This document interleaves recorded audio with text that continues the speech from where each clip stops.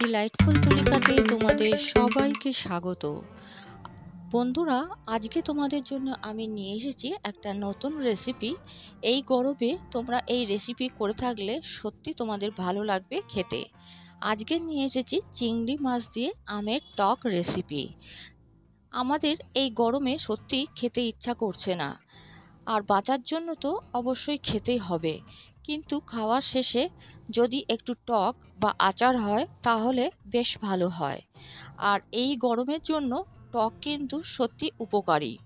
টক খেলে শরীরটা ঠান্ডা হয়ে যায়। আজকে তোমাদের জন্য যে টকের রেসিপিটা নিয়ে এসেছি সেটা হলো চিংড়ি মাছ দিয়ে আমের টক। আমি কিভাবে বানাবো এবং কি কি উপকরণ দিয়ে বানাবো তোমাদের সাথে অবশ্যই সেটা শেয়ার করব। আর ঠিক সেইভাবেই তোমরা বাড়িতে তৈরি করে খেয়েও দেখবে খুবই আরাম পাবে।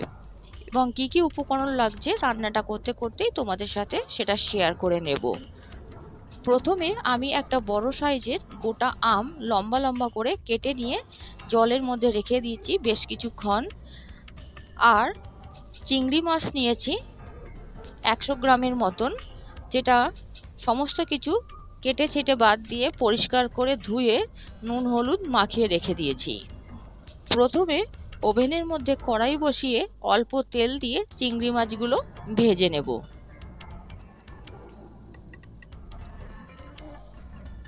দেখতেই পাচ্ছ ওভেনের মধ্যে একটা কড়াই বসিয়ে দিয়েছি এবং তাতে সামান্য পরিমাণ তেল দিয়েছি। চিংড়ি মাছগুলো কয়েকবার নাড়াচাড়া করার পর যখন রং বদলে যাবে তখনই তুলে নেব, কারণ চিংড়ি মাছ বেশি ভাজলে সেটা শক্ত হয়ে যেতে পারে।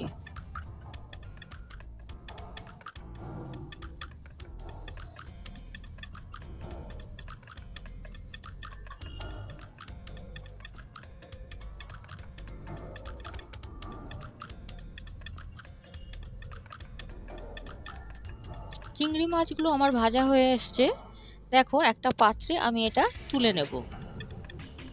চিংড়ি মাছগুলো তুলে নেবার পর কড়াইয়ের মধ্যে আরও অল্প পরিমাণ তেল আমি অ্যাড করব।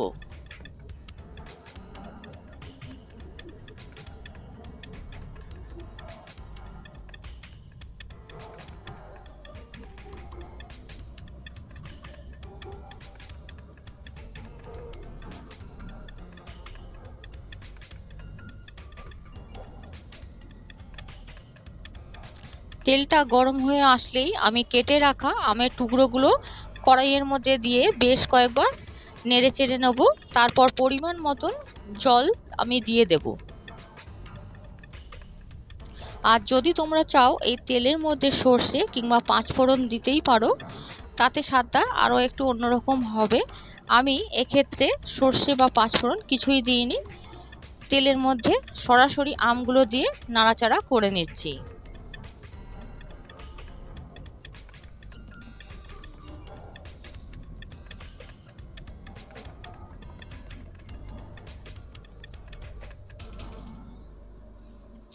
দেখো বন্ধুরা, পরিমাণ মতন আমি জল দিয়ে দিচ্ছি।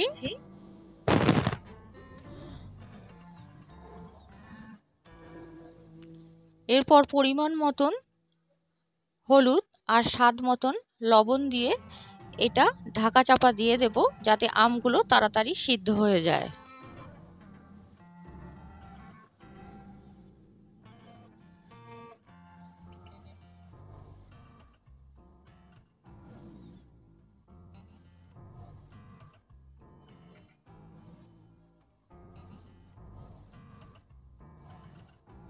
বন্ধুরা, তোমরা অবশ্যই গরমে এই রেসিপিটা করে খেও, দেখবে খেলে সত্যি শরীরটা ঠান্ডা লাগে আর মুখের স্বাদটাও ফেরে।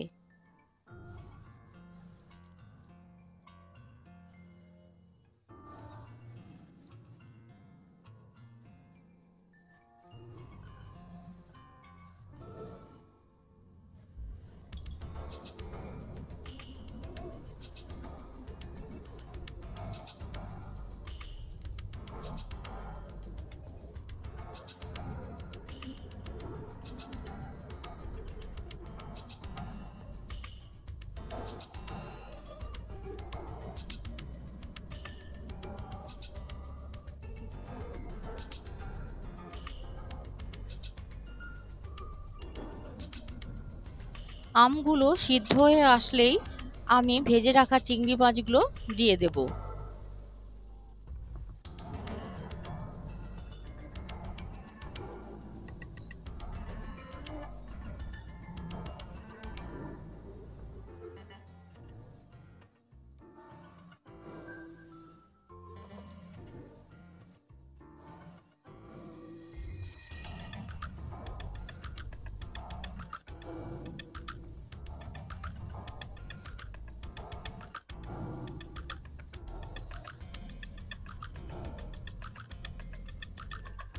আবারও কিছুক্ষণের জন্য আমি ঢাকনাটা দিয়ে দেব, যাতে চিংড়ি মাছের মধ্যে এই ঝোলের স্বাদটা ভালোভাবে ঢুকে যায় আর চিংড়ি মাছগুলো ভালো করে সিদ্ধ হয়ে যায়।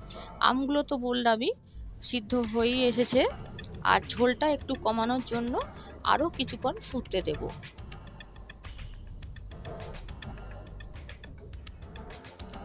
টেস্টটা ব্যালেন্স করার জন্য আমি চা চামচের 2 চামচের মতন চিনি অ্যাড করব।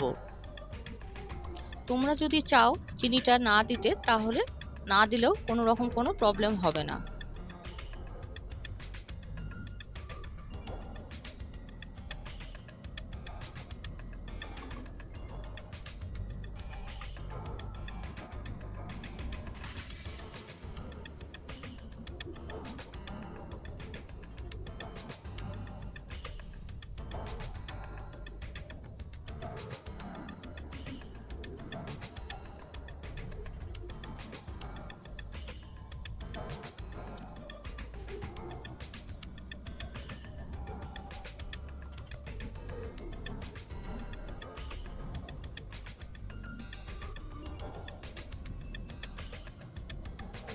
রান্নাটা আমার প্রায় হয়েই এসেছে।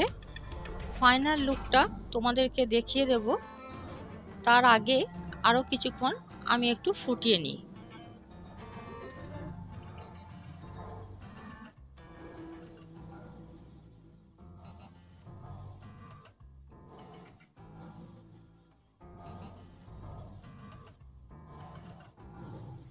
দেখো আমের ঝোলটা প্রায় অনেকটাই কমে এসেছে।